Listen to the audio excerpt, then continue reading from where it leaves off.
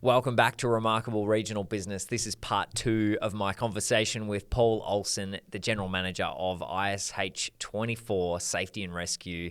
If you haven't watched part 1, then jump back into that. And if you have, then you'll be eager to continue the conversation. So let's dive right in.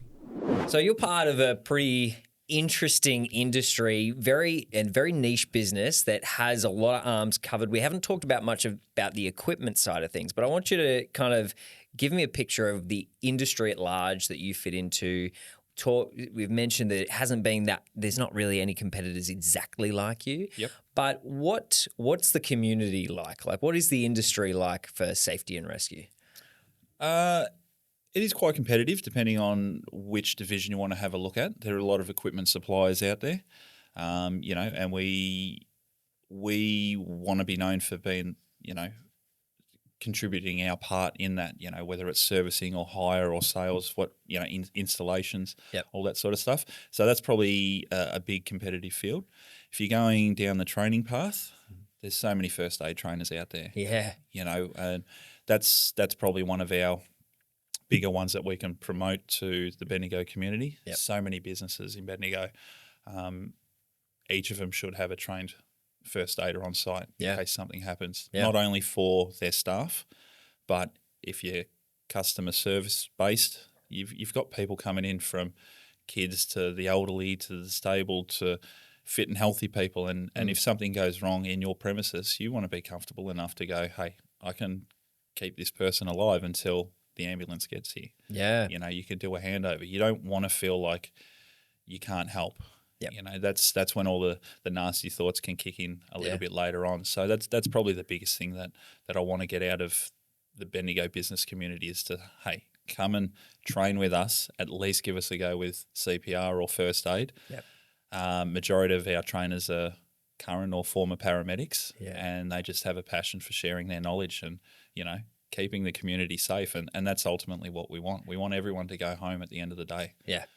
Yeah, totally. I've been trained in first aid in 4 different organisations, right? And one of them being the Army, being quite a bit of a different kind of first aid and combat first aid. But the idea is that if you have that training, it's going to be stressful whether you like it or not. Like someone drops unconscious in front of you or bangs their head and is bleeding or whatever the issue is, it's going to be really stressful. It will be, yeah. But if you have the training behind you, then you would be surprised how much of that you're able to use and bring in and actually help and know what you're doing rather than just freaking out and going, I'm useless here. Yeah. That would be the biggest difference, right? And the rule of thumb is doing something is better than doing nothing. So you're going to be stressed whether it's then and your call to action to actually kick in and do something, you put that training to good use and maybe save a life, or stand back and, not be 100% sure what to do. And then, like I said, have those nasty thoughts a little bit later to go, hey, I wish I had done something. I wish I had got training. I wish, there was more I could do. So there's always going to be stressful periods in any aspect of life. Hopefully too many people don't come across that situation. But again, it's one of those backup plans that if something does happen, like in all my other jobs, I've always put up my hand to be the first aider. Yep. And it was probably more from a selfish point of view. It's like, I've got kids, I've got family. If something was to happen to them outside of work hours, I want to be doing my best to keep them alive. So, that's what people need to be aware of, that anything terrible can happen anywhere. You never know when an accident's going to happen. That's why it's an accident. Yeah. And you want to do your bit to make sure that, everybody comes out of it as best as they can.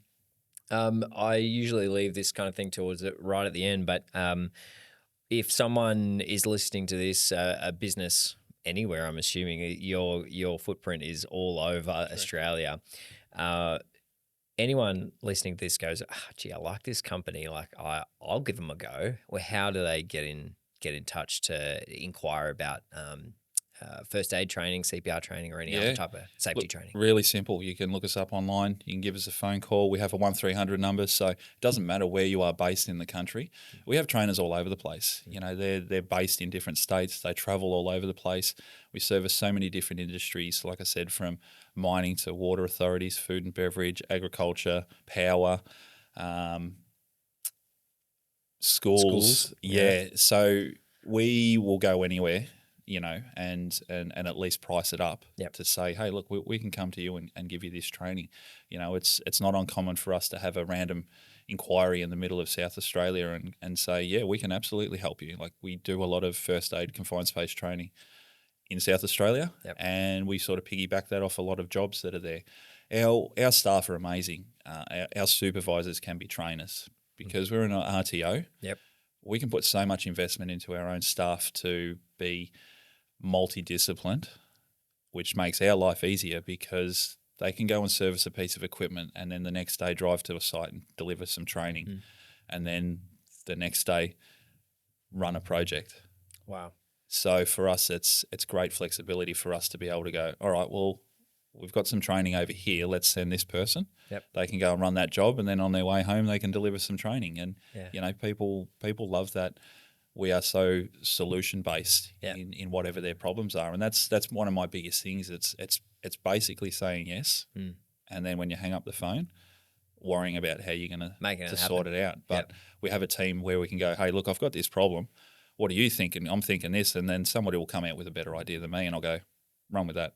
Nice. Let's do that. Yeah, I love that.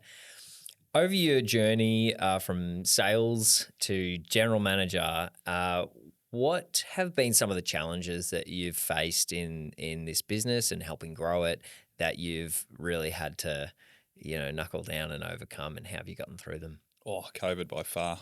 Yeah. COVID was the biggest thing for us. We didn't have any mining companies really that utilised our services in Victoria. So that was tricky being a Victorian-based company. Yeah. Majority of our work was interstate at that time, and we were hell-bent on, you know, getting as much training through the doors to pay for the kick-ass facilities that we've got. Yeah. So when COVID came crashing into the world and, you know, everybody sort of had to shut down, we panicked for a bit, as a lot of businesses did. We tried to see what we could do to continue to offer training, you know, whether it be online, you know, through Teams and Zoom, like those businesses did amazingly through there. Yeah. Because there are practical components that you need to be able to do. Yep. So for us, what we ended up doing was basically recruiting strategically across the country to make sure that the clients that we had in South Australia could still be serviced. You know, WA ran itself. They were their own country. They didn't even let us over there.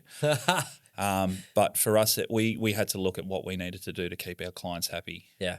At the end of the day, all they want us to do is show up and do the job that we'd always done. Yeah. They don't need to know how hard it was to actually do that. So we were paying for some of our senior staff to cross the borders, do that isolation period for 2 weeks at some point. Sometimes it was 4 days. Sometimes, you know, it was different at different stages for different states. Yep. You know, so we were losing money, so to speak, in that, but it was to get the right person to run that job. Yep. They still rocked up on site to manage the project, and the clients had no idea what we'd gone through just to get that one person there to run the job. Wow.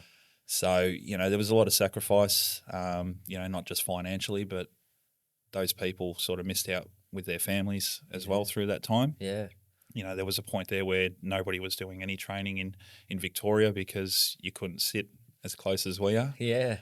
So it was really hard to figure that out. We were going to cut back to 4 days a week just to chew through some annual leave and get those costs down. Yeah. We didn't want to let anyone go. That was our biggest goal. And we also, you know, wanted to keep our client base. So, yeah, it was scary there for a bit. I remember, I think 3 weeks into our 4-day work week, the boss, Dan, gave me a call and said, you seem to be doing a fair bit of work. And I'm like, we are actually really busy. And he said, you want to go back to 5 days a week? And I said, I'd love to cut back to 5 days a week. That would be great. Days. So, we sort of did what we had to do to make sure that we had the right staff in the office. People were working from home, and, again, that team produced the goods. Yeah, wow. So, we were able to not only service the clients that we had, but our competitors, whether it was training or something else in all those other states, were starting to crumble. Wow. So, I put job ads out there for trainers and site people, not necessarily having a job to offer them, but I wanted to see who was out there and what opportunity there was for us to make our business survive. And, it's funny, all these competitors, and, sometimes they might be a little bit wary about saying some good things about the company and yourself, but it's all their staff that are applying for our jobs. Yeah. So we have to be quite careful with who we're recruiting and the conversations that we're having. But ultimately for us, we got some really good people from other companies during COVID. Wow. The business nearly tripled. Wow. For us in terms of workforce and work that we won, which was massive. Back here in Victoria, the likes of Fosterville, which are one of our biggest and best clients, just down the road, which is great. Yes. Considering all the travel that we do, was amazing. We picked up Mandalay out at Costerfield, picked up Ballarat Gold, Stawell, Portland Aluminium, because these clients couldn't get their suppliers that were coming in from other states. Right. Because nobody wanted to come to Victoria. Victorians didn't want to be in Victoria. And we're sitting there just sort of twiddling our thumbs going, hey, we're working all over the place, but we've got a Victorian team here that really want to sort of kick things off. So we got the opportunity, and we've never lost those clients since. Wow. The Ring of Steel in terms of safety training, heights, confined space, first aid, gas testing, those sort of courses that we deliver regularly. The Ring of Steel went around Melbourne, and those RTOs in Melbourne couldn't do anything. Wow. So people were essentially Googling RTOs not in Melbourne. Yeah. And we'd pop up. We made sure that we had the right words on the SEOs so that, we could really optimize Google. Wow. So we popped up, and then all of a sudden people were calling us and, hey, look, we need training. And it's like, yep, if you can come to Bendigo, come and use our facilities. If not, we'll come to you. That's amazing. So you literally had the closure of the borders, like blocking out the competition for all of Victoria, or fairly well, and then even within Victoria, the Ring of Steel blocked out all the competitors in Melbourne. Correct. So you just was isolated in the perfect spot at the perfect time, going, we can capitalize on this. Yeah. Wow. Yeah, I wouldn't use perfect too often. COVID was pretty terrible for everyone. But fortunately for ISH24, we benefited from it. It was people were putting their pool cues back in the rack, and we're setting up multiple pool tables, ready to go again. So, it was great. And like I mentioned, I don't believe we lost any clients since. The Ring of Steel was removed, the borders opened up. People still wanted to keep using us. That's so good. And it grew from there. This was at a time where I'd just been promoted to GM. So it made me look good, which I was very happy about. And then, once the borders got lifted, people sort of reviewed what their lifestyle and work-life balance was. And, a lot of people changed jobs. A lot of people, changed industries. So for us to win that work during COVID was amazing. To not have a salesperson and these people then go, hey, I'm going to go to this mine site, or I'm going to go work in Laos or the Philippines or Africa or whatever. They jumped over there, and then other people jumped in completely new industries. So we'd built that rapport. We'd been able to service those clients really well, and they were really grateful for that. Wow. The people that then jumped ship on new jobs then called us for their new jobs. Wow. To say, hey, we used these guys during COVID. They were amazing. I reckon we could use them here. Wow. So we were getting phone calls, emails saying, hey, look, I dealt with you guys at this mine site. I'm now working here. Can you come and help us out? And we're like, absolutely. Wow. That is so cool. There's one thing you mentioned that I think is pretty ingenious, And I'm interested because it's always a challenge with recruiting staff. Is the question is when, right? And when should you have the resource in order to fulfill a potential pipeline or a really present and immediate need, right? Yep. How do you approach it? You mentioned you threw a job ads out just to see who was out there. That's an active approach, not a reactive approach. Can you tell me a little bit about how that looks and why you did that and how you benefit from the way you go about recruitment? So in that instance, the biggest thing for us is I was receiving LinkedIn messages and emails and text messages, from people. I knew the names and I knew that they work from competitors, but that's how I knew that the other competition were starting to fold. Yeah. It was, hey, I think I'm going to be let go. Do you have any opportunities? Wow. And that was starting to become more and more regular the deeper we got into COVID. So for me, I'm sitting back going, there's some really good quality people out there. Yeah. Not only could they slip right into the ISH mold, Yep. and help us out, but they might even bring clients with them. And that was one of our things with one of our leading rescue trainers. We were skeptical. We had some good conversations with him, during that recruitment process when there wasn't a job really going. Yeah. And it was essentially to say, hey, look, if you can bring enough work to justify your wage, then yeah, absolutely, we'll do it. Yeah. And he did. Wow. He probably brought enough for an employee and a half. Wow, that's so good. Hopefully he doesn't see this podcast, but we've just done his performance review, so we're good for another 12 months on that one. But yeah, it was that was one of the biggest indicators, is that when people were starting to reach out to us and say, hey, we want to come and work for you, it wasn't just grabbing that opportunity going, yep, okay, we've got work for you. It's like, let's see who else is out there. Yeah. This person's reached out because they're panicking. There'll be other people there that are 50-50, whether to stick and stay loyal to the company that they're at or possibly take another opportunity. So to put those job ads out there really threw that carrot out there for people to go, oh, these guys are growing. These guys are advertising through COVID. Yeah. Like something's going on here. There must be something good. Yeah. So, yeah, I don't believe we've had any trainers or senior site staff resign since. Wow. They're all still on the books. There's an element where you can look backwards and think it worked out really well for ISH24, but in reality, that just didn't happen by accident. There's a mindset and an approach to problems that are able to position you in the place to capitalize on the problems. Yep. And so what I hear is that where a lot of companies were seeing the problem and nothing but the problem and how it was going to damage or how it was going to make things just too hard, you were looking at the problem and going, where's the opportunity? 100%. Where can we grow? And I think that's very similar across heaps of different industries. So there were a lot of businesses in a wide range of industries that went through the same thing. They were like, look, this could crush us. Yeah. But it's probably we're in the same boat as everyone else. And so how can we leverage it? Yep.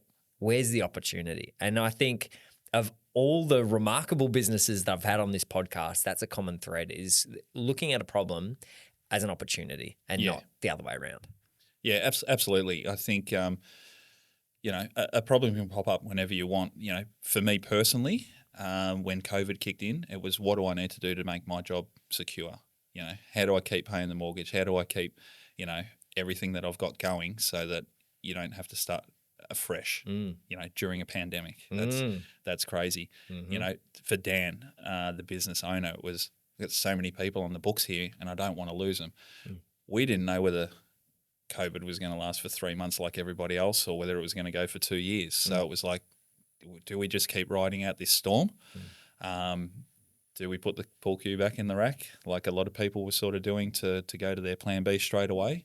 Or do we see how we can, use a really shitty situation to the best of our advantage? And, that's probably one thing that Dan and I do really well. We're similar and we're quite opposite. we always want the best for the company, but we do have a different mindset, and sometimes that's where we clash. Yep. But that's sometimes where we get along really well, because we always have that goal in mind to make sure that our staff are secure, that our clients are being looked after, that everything doesn't matter how much sleep we might be losing, that, our staff are going to bed comfortably knowing that, they've got a job to come back to the next day. Love it. What is different in your role, and what have you learned, or what stretched you across your journey from entry into the company to the role that you have now? I suppose it's just the different roles that I do play, from sales to GM to, anything that's solution based, to the travel to, I do get spread quite thin at times to be showing face in the office, but at the same time to be out on the road to try and drum up more work. So that's pretty tricky. But I suppose the biggest challenge is just the evolution of how quickly the business is growing. That's one thing that Dan and I do agree on, that we don't want to grow too quick, because we don't want to have to let people go. And for us, dealing with big mining companies, as good as it is from a dollar point of view, it's really tricky because, like I mentioned, we can send 100 people to site and they could work on a week project, and we've still got to pay the wages every fortnight. Our accountant hates it, but everybody needs to be paid for the work that they've done every fortnight, on and on and on. And then you've got big mining organisations. When we're doing that job for them, they might pay in 90 days. And you can't argue with the big boys. 90 days. So we essentially have this 3-month cycle of winning all this work right now. We could have wages from 400,000 a fortnight to 800,000 a fortnight. We don't get that money back for another 90 days. So we need to have a little bit of breathing space. And again, we could go and win a project right now that could be $1 million, $2 million, and it's going to cost us half that in wages. We're not going to get that till next year. Oh, man. So we do have to be strategic in how we're going. We want as much work as we can get, but we need to do it smart. Yeah. What?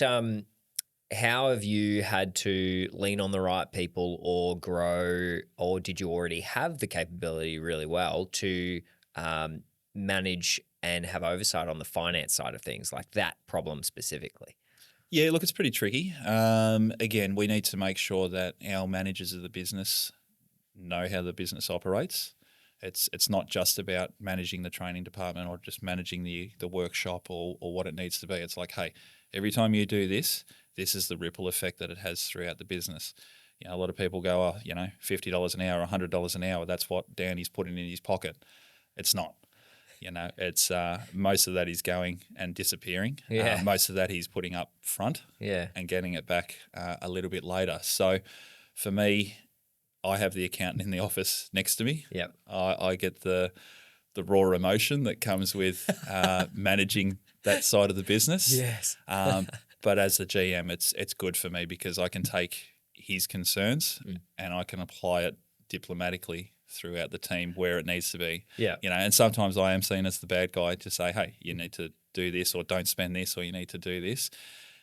They don't always know that it's coming off the back of a conversation with the accountant. You know what I imagine this relationship is like? It's have you seen The Bear, the show, the TV show? Snippets. There's this one character in there called Computer. They call him Computer. And he's a great character. I love him. But he's like the accountant, right? He's the harsh, this is what the numbers are, and we're going to have to shut the business down, like that kind of They can be very black and white. Luckily, we've got a pretty good one. He's called Computer, and the the uncle that floats the business, he's he's pretty cutthroat, but he's the one that kind of processes, and he's the softer one of the two. I can just imagine you guys being similar to that, where your accountant, I bet you he's amazing, but he's like, these are the facts, right? This is the facts. And you are then, as the GM and the leader of this team, have to go, all right, well, they're the facts, but how do I lead this thing in a way that mitigates the risks and capitalizes on the opportunities? Yeah, it's a bit of a juggle at times. Sometimes you like to plant the seed in the staff's head and they go, oh, maybe I'll do it this way. And I'm like, yeah, that's a great idea. Run with that. I'm happy for them to take, credit for their ideas. Yes. And run with it. Yeah. And then, the accountant will go, did you get stuck into them? Did you let them know? I'm like, sorted, mate. Don't worry about it.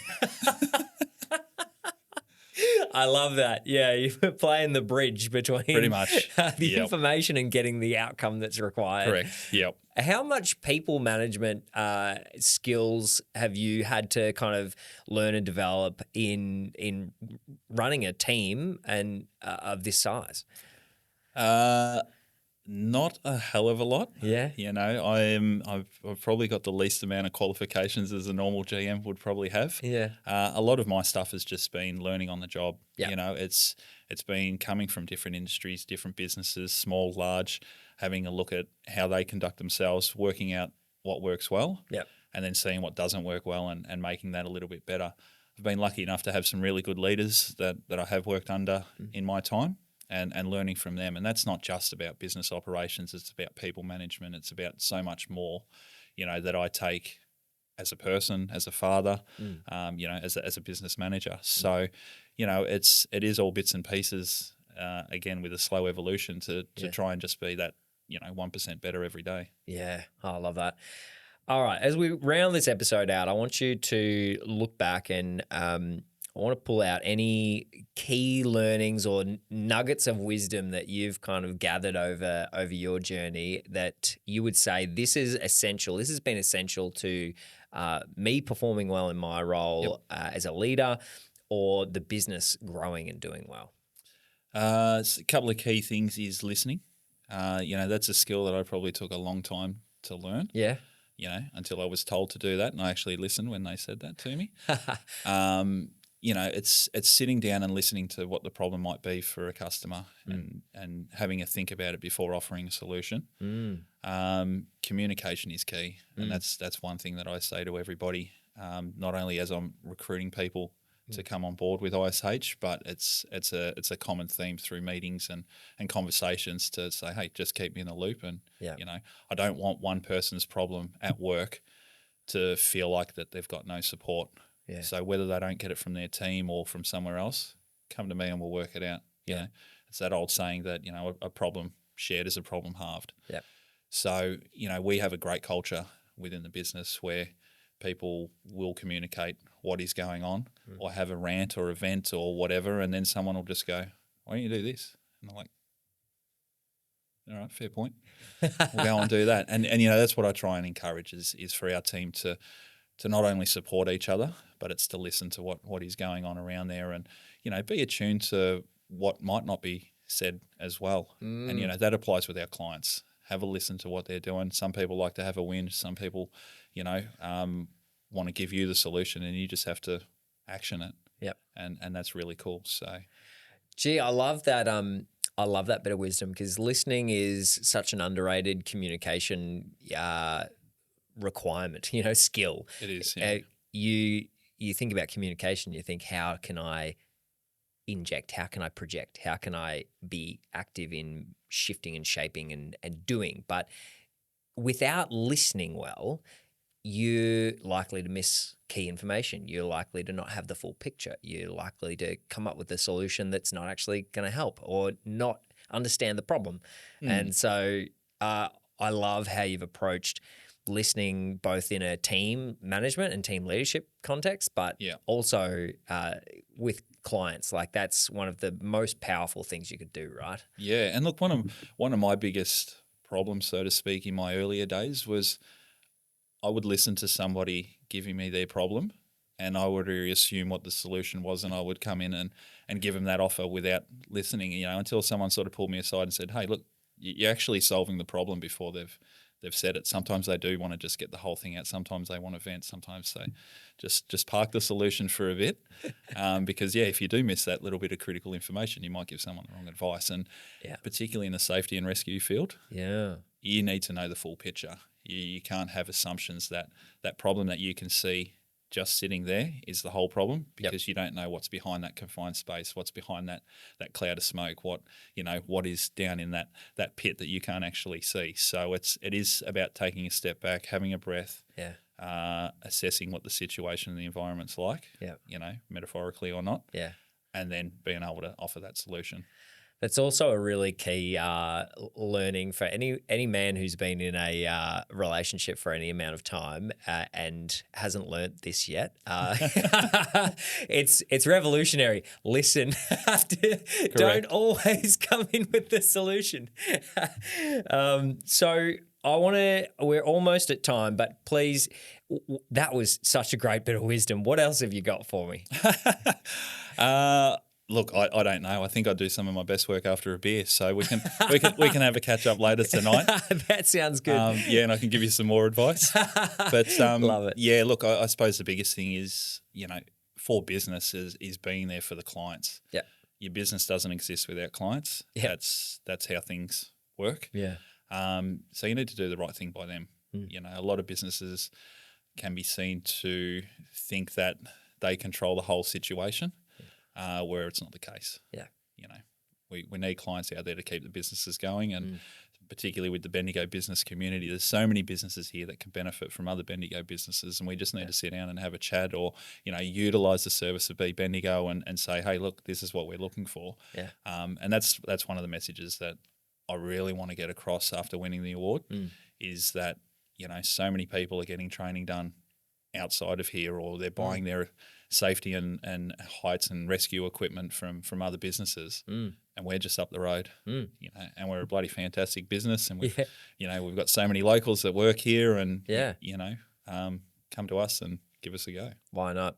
That's a great place to land this plane. Thanks so much, Paul. It's been an honour to have you in here and to get a bit more of a meaty insight into the journey and growth of ISH24. And super cool. I can't wait. If I ever have a need for confined space management or safety and training, you'll be the man I call. Happy to throw you off a silo any day you like, mate. Yes, let's do it. Fantastic. Thank you. Well, that's it on today's episode. Thanks for tuning in. If you are listening, then please make sure that you follow the show, Remarkable Regional Business Podcast, so that you get new updates on when we release episodes. We've got a lot of limited series coming up, so don't miss out on those. And if you are watching, that's right, this podcast is video as well. If you are watching this episode, then please, on YouTube, make sure that you subscribe to the channel and click the little bell so you know when the next episode is dropping. That'd be so good. And please, the last thing I want to ask you is, do you know a remarkable regional business? If you do, and you want an insight into their story and to see them platformed on this podcast, then please dob them in. You can go to hebronfilms.com/podcast to do that.